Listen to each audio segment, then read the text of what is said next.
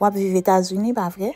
Ou bien ça qui passé États-Unis intéressé ou, tant que tout ça qui passé dans le monde là, on nous fait regarder nouvelles semaines passées yo. Je devais faire vidéo ça depuis samedi, mais malheureusement j'étais occupé dans l'autre bagaille, pas de temps faire.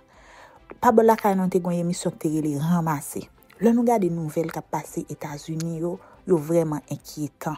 Moi gon zami ici qui sont psychologues, qui sont thérapeutes et puis nous te gon conversation dans semaine là, li dit mental li presque freeze. Un psychologue oui, retenez-vous bien, elle compte tout ça pour le faire pour le protéger tête li. Li dit et que li commencer pas garder nouvelles, pas tant des nouvelles encore.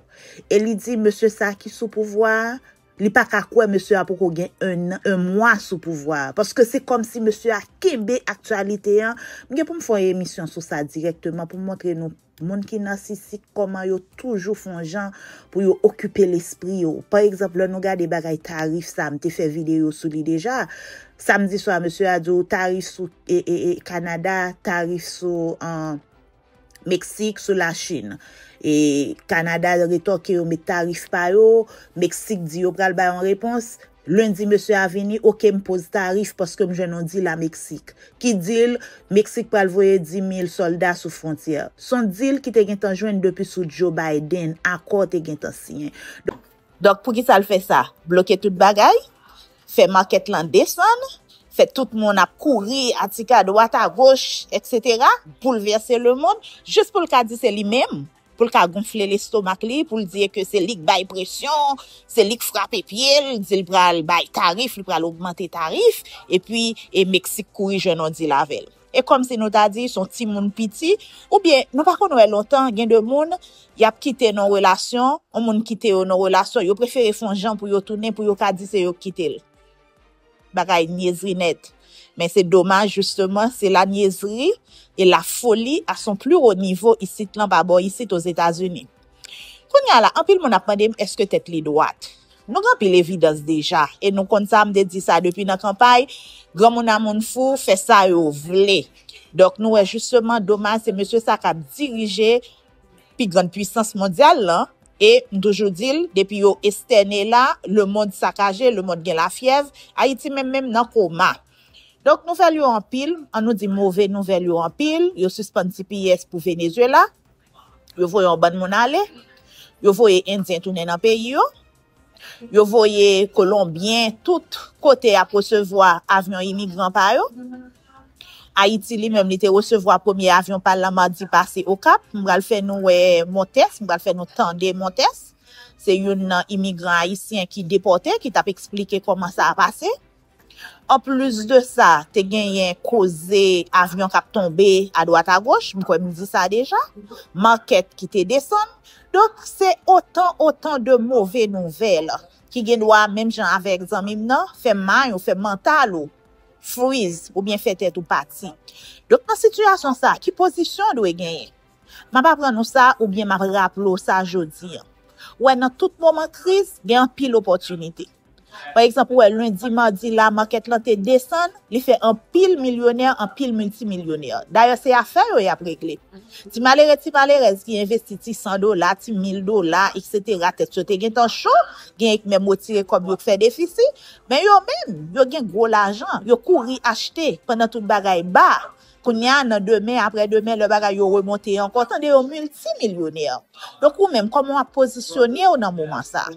J'ai fait une vidéo déjà à côté que m'te bay 5 actions pour immigrants prend pour éviter déportation.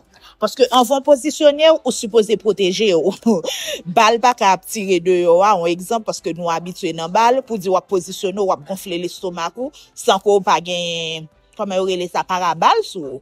D'abord faut qu'on protéger. C'est ça fait sauter tes vidéo ça 5 actions pour même pour prendre pour éviter déportation ou bien sous qu'on nos amour qui pas babral dit pas légal non qui pas citizen ici parce que kounya nous ka dit c'est seul citizen yo beaucoup attaquer avec monde qui gen green card et là encore second green card qui va l'expirer et me suggère pas sortir de leur pays.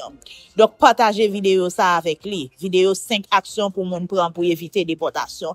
Parce que la donne dans vidéo ça que m'invite nous si nous peut regarder pour nous garder les partager, moi ba qui action que nous ka poser dans quel que soit statut nous gagnons pas boy ici, que nous te vinn sous Biden, que nous gagne TPS, que nous gagne green card qui pending que nous pour rejoindre moi bail tout nous même moi bail toute action que nous ca poser et même si tu gon ordre de déportation tout moi bail qui action qu'on ca poser cependant jodi moi viens parler de tête ou gens pourraient te focus sur tête ou non seulement pour santé mentale ou parce que intoxication information qui vient de a suffit pour faire faux donc c'est le moment plus que jamais le gain trouble le gain vous varie c'est pas le moment pour aller exposer tête ou moi t'ai parlé de opportunité pour travailler la caillou mais tout m'a insisté genre ou même ou supposé gain une couverture légale qui protège ou qui bon accès à avocat comment ka gagne on écrit dans commentaire là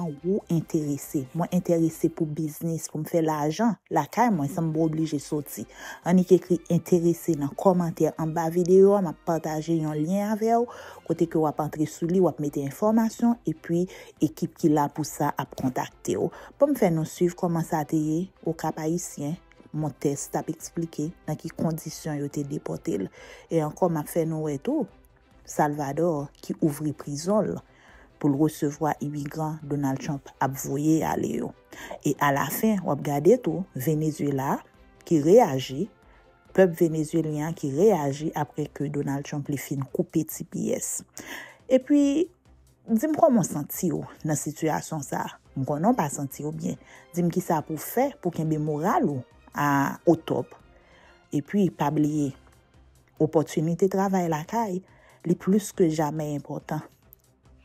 Semaine passée, moi t'ai lancé information il y a un pile monde qui t'ai fait suivi et yo gen tan embauché dans équipe moi. Semaine ça moi disponible pour me travailler à 10 monde seulement pour me coacher yo pour yo même pour yo faire succès. Si intéressé, écrit intéressé dans commentaire en bas vidéo ça que vous intéressé pour gagner accès avec avocat ou bien intéressé pour faire job, faire business, travailler la caillou, faire me connaître, m'a mettre en lien pour vous et puis n'a rentrer en contact. Bon faut suivre mon test avec l'autre reportage que moi t'ai annoncé yo. À bientôt, pas oublier partager vidéo, commenter et puis n'a prêté en contact. Nom c'est Mario Montes qui j'ai monté à Haïti et l'immigration le moment pour le travail. Les fini yo dit comme ça sim ka loué parce que bon nouveau président ce conseil de papier faut nous remplir encore ce qu'on y a mal dans office là les mauvais on mettre minute dans même yo dit comme ça que y a vraiment dans pays. Meanwhile, El Salvador has offered to take in US deportees and house violent criminals, even American citizens, in its mega jail, which can house up to 40,000 inmates at a time, according to official numbers, which have been disputed by rights groups. US Secretary of State Marco Rubio called it the most unprecedented and extraordinary migration agreement anywhere in the world. Also on Tuesday, the first U.S. military flight deporting migrants from the U.S. to Guantanamo Bay landed in Cuba, according to U.S. Defense Secretary Peter Hegseth. Coming out of the White House, one item is President Trump's decision to revoke temporary protected status for hundreds of thousands of Venezuelans. A decision met with controversy and a passionate response from the local community. NBC6's Laura Rodriguez is live from Doral with reaction this evening. Laura. Well, some Venezuelans say they feel betrayed by the Trump administration, and they want to make it clear the majority of Venezuelans are not criminals. And good people, I pay my taxes, I follow the rules. Alvaro Duran is a TPS recipient. He's in the process of obtaining a green card because he's married to a U.S. citizen. However, his mother and siblings are now in limbo. Go back to Venezuela is not an option. Not an option for hundreds of thousands of people who say they may face jail time or retaliation for speaking out against the Maduro regime that remains in power. In a TPS termination notice, DHS said in Venezuela there are notable improvements in several areas such as the economy, public health, and crime that allow for these nationals to be safely returned to their home country. Conditions have not changed, actually have getting worse. At a press conference in Doral Monday, Venezuelan Americans denounced the Trump administration and South Florida Republicans. More than betrayed, beyond betrayed. They used us. They actually, during the campaign, and I don't want to make this political, but during the campaign, the elected officials from the Republican Party, they actually told us that he was not going to touch the documented people. I didn't think the suspension of TPS was warranted at this time. Venezuela certainly is not a safer place today than it was when TPS was issued. And so I'm not in favor of everything that the Trump administration has done. On Friday, Jimenez sent a letter to DHS Secretary Kristi Noem urging her to make sure law-abiding Venezuelans are not unjustly penalized. We need to focus, and this administration needs to focus on putting out the fire, which is getting rid of the Maduro, the illegitimate Maduro regime. And one group of Venezuelan TPS holders will see their protections expire this April. Another group will likely see those protections expire come September. Reporting live in Doral, I'm Laura Rodriguez, NBC 6 News.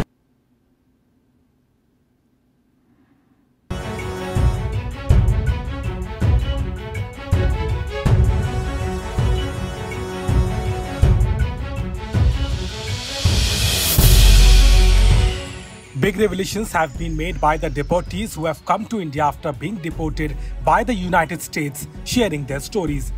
The Indian nationals who were deported from United States for illegally arriving in the country claimed that they were sent back on a military aircraft with their hands and legs cuffed. A US military aircraft carrying 104 deportees, including 19 women and 13 minors, landed at Amritsar airport on Wednesday amid Donald Trump's crackdown on illegal immigrants.